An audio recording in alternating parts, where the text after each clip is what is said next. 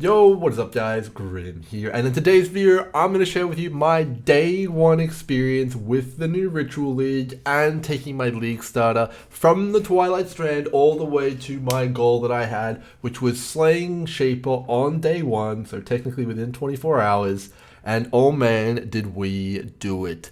It was definitely not easy. It was a long road, a tiring road, but we did indeed get there and we took down Shaper. So, what build did I decide to do it with? Well, my League starter was a Carrion Golem build, and I took it from, Carrion Golems as soon as I could get the gem. So we started out with Holy Flame Totem, we went through Acts 1 to 3, and then, we picked up some zombies, we picked up some skitterbots, and then as soon as we got the Carrion Golem skill, I was all in. We were going to Golem Commander, but we were also using some skeletons to help bulk up our clear, and that really was good as well. So very, very good build indeed. And I feel like the passive skill tree has changed a billion times throughout that yesterday of me playing it. We went from leveling to life to low life and oh man, it was completely insane. So let's talk a little bit about the kind of gear and what happened and how we all ended up here. Because of course, this gear is incredibly immense. It's quite insane. We have multiple very expensive pieces here. We've got some very good cluster jewels, and we got all of this within 24 hours. So very, very insane indeed. So I did opt to play with one other person. His name is Elisha. He is a very good player, and we had an absolute blast. We had our ups and we had our downs. So we decided to go into the Atlas and try and push as many watchstones as we could as early as possible to get to T16 maps, to sell bases, and also to try and get access to Guardian maps so that we could, achieve a first day Shaper kill. So that was pretty fun. We did this successfully, and we were going to do the Chaos recipe to, start getting some gear, but I was fortunate enough to find a Lionized Fall in the first few maps that I did. I sold this for 40C, and I was able to buy my first Primordial Might as well as a Tabula Rasa. Early on, Primordial Mights were only 25 Chaos, and you could kind of pick one up very easily. So very, very good there. Throughout the story, I was able to get my Clay Shapers, so that was my problem there. So I went into maps with 2 Clay Shapers, we blitzed tier 1 to 5 maps. I was able to pick up that Lionized Fall and sell it, as well as a few other odds and ends, and I was able to gear myself out in a Tabula, 2 Clay Shapers, and a Primordial Might, and that geared me up to go through pretty much all the maps that I needed to. Now, where did a lot of this juice come from? Well, it didn't stop there, because that's not enough money to get you here, is it? Well, I discovered fairly early that rituals were absolutely incredibly insane. They're actually very, very, very broken. I feel like they're almost a little bit too broken. In terms of rewards, I would place it well above both Heist and Delirium. I've gotten probably about 4 or 5 Raw Exalts from them. I've gotten 2 Exalted Orb Div cards. I've gotten 2 6 links, like non-corrupted 6 links. Multiple good uniques. The list goes on and on and on and on. So these rituals are incredibly powerful, and the more you run of them per hour, the more money you're going to be making. The fact that you can defer items, you can pick items, and it's all just completely insane. I'm going to do a video about that shortly as well, just after this one. So absolutely ridiculous. Now, I made the executive decision early on, as soon as I saw Ritual Loot, to stop doing the Chaos recipe. Now, the Chaos recipe is incredibly good if there's nothing else you can do with your time.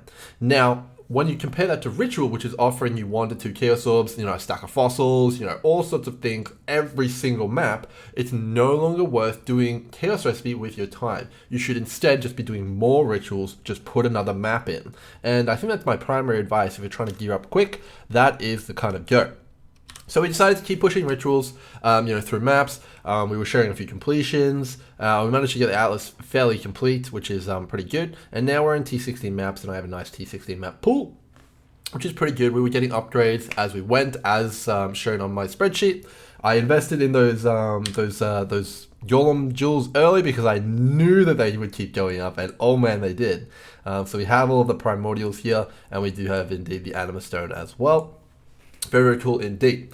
Now, let's talk about a few of the bumps in the road. So we did indeed go for, all of the currency making stuff like that. Most of our money was from rituals, but we did also try a few other endeavors.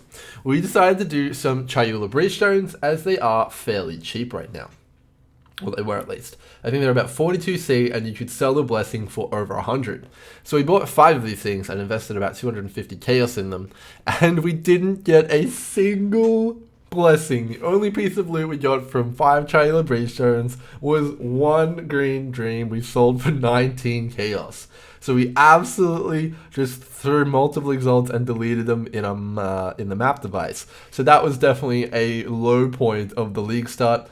But, nonetheless, we rallied, we continued. Elishar logged off for the night a little bit after that, but I thought, I need this Shaper kill. So, I actually stayed on for more hours afterwards, grinding currency and trying to get the money for the Guardian maps so that I could do it. We did in fact get it, and on the 4th and final Guardian map, the Phoenix that I was slaying the boss, guess what happened? I got an unexpected disconnection. It deleted my map and I didn't get anything from it. That was 20C additional in the bin. So I was quite sad about that one. Very unfortunate. But I still needed that Shaper kill, so I bought another one and we went for the Shaper. And I actually decided to live stream this even despite kind of ending my stream a little bit earlier. So we did that. And we actually managed to get him. We got him in 23 hours of gameplay. I don't know what my slash play is. Probably something ridiculous. 22 hours, 50 minutes. Shaper, obviously that's nothing insane. Nothing to brag about. But yeah, very, very, very exciting when I did kill him. However, that excitement was cut short, tragically, by another disconnection about 10 seconds after slaying him, and it rolled back my Shaper kill and deleted all my loot. You can see that in the VOD. We had gotten an Alpha's Howl, an Uber fragment, and the gloves were 2.2 exalts, and we lost that too. I was incredibly sad. Very, very unfortunate. Hopefully they can fix this bug soon. I can't imagine how that would feel if you got the first Maven kill and then that was robbed of you. Very, very sad indeed.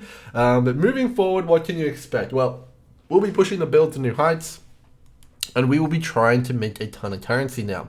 One of the big appeals of Echoes of the Atlas is, of course, all of the ascendancies. Let's talk about them. So we have got quite a few of them now. I've gotten multiple in Turn's End. All you need to do is, of course, complete the witness events by just capturing them by using your map device here. Very, very cool indeed. And you can get those Atlas points very easily. I think I have almost 3. Yeah, I think I have 6 of the 10 points in Turn's End now, which is pretty super cool. I'm planning on going for these 2 delirium mobs, which I already took, and I took Trespassers. I'm going to take Exotic Goods to try that out, and then I'm going to take Big Game. So pretty cool over there. I'll be interested to see how hard the Maven fight is. Over here, I think I took, Saiyans, which is completely insane. It does ghost most of the map, which is pretty crazy. And then I took the 2 Harvest ones. Harvest is completely insane, but I haven't gotten an augment yet, or a remove add, or a remove. I've gotten a remove none and add, but that's it. So augments look to be very, very crazy and rare. And those are my primary zones, which have all of the Maven influence on them. I'm going to be filling out the rest of the Atlas today for Awaken at 8, and we'll try and get into a bit of Maven action and really start stacking up that currency, so we can get into some Headhunter action as well, probably in the next few days. That'd be really cool. So yeah, super duper fun. Just on a meta kind of side of things, I have had a lot of people ask me what the best builds are right now. It's difficult to say, but I can tell you this. I've been able to do all content so far.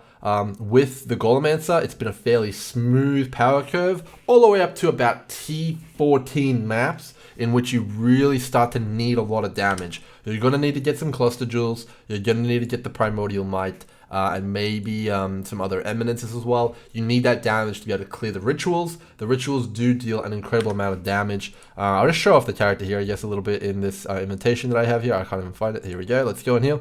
But the build does do a lot of damage. We can take it much further, and we will be doing that with some Abyss Jewels today on the stream, which is going to be pretty cool. So here's the Maven. Let's activate this one, and I'm not actually sure what tier this is. This is tier 75. Okay.